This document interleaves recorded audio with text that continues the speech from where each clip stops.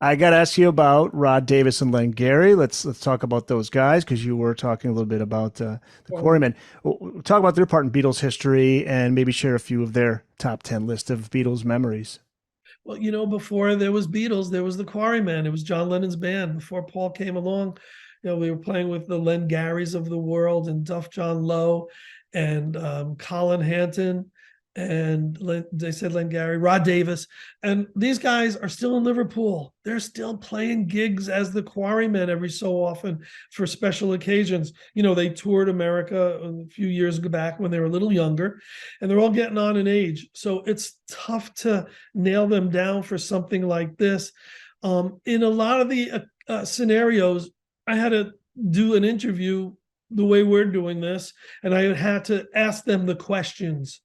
That wasn't the case with the two of them. It was the case with Joey Molland. It was the case with Clarence Frogman Henry, with Mark Hudson, where they didn't want to do the homework. They didn't want to sit down and write down. But if I interviewed them and then later transcribe, transpose, whatever, I would get the top 10 list. But both of those came through for me, and just really proud of it because I'm not that close to those guys as I am a Pete Best. And so it was really, some of these were, shot in the darks. It's, you don't know me. I know you. I've seen you every year in Liverpool when I bring fans over. We met at St. Peter's Church. We met here and there. And I had to remind them how I kind of know them and what I am in the Beatles world of history. I am the unofficial ambassador to America for Beatle fans coming to Liverpool. So all those things kind of opened the door, and they probably knew the magazine Good Day Sunshine. So all those things gave me enough credibility to say I would love to get a top 10 list from you. And the ones that were, able to do it and remembered who I was and all that came through. And those two Quarrymen were examples of, if I called them on the phone, I said, "Hey, this is Charles." It would be Charles who? Charles Rosenay. Oh, I know the name. What's it from? And I'd have to go deeper and deeper. So those are two situations of that where I really had to go deep. But once they came through, I think both their lists were really good. If I'm not mistaken, one cited some of the earlier, was it earlier, Rod Davis, the reasons we should, we really should go to this. I shouldn't guess what his list was. It was his memories. Yes, the memories. Yeah. Hearing Lonnie Donegan's Rock Island Line for the first time, which of course was a big influence on all the Mersey bands at the time. The day his parents brought him a banjo, which led to him being in a band with John Lennon.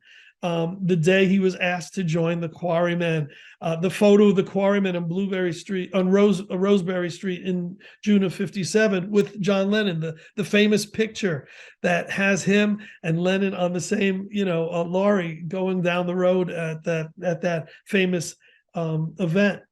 And then his dad's photos of the Quarrymen on the back of the truck.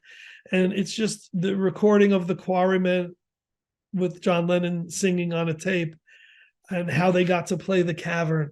It's, I forget about.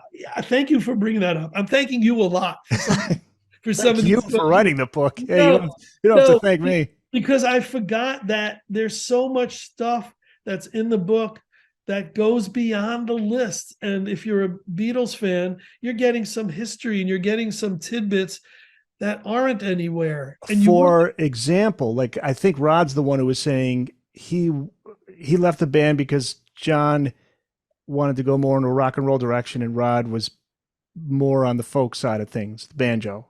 Was he the one? Yeah, yeah, yeah. He said you could have come. I guess John said, "Pity you can't play drums. You could have come to Hamburg and Ah, played yeah. with us." And he writes, "Another missed opportunity to become a Beatle."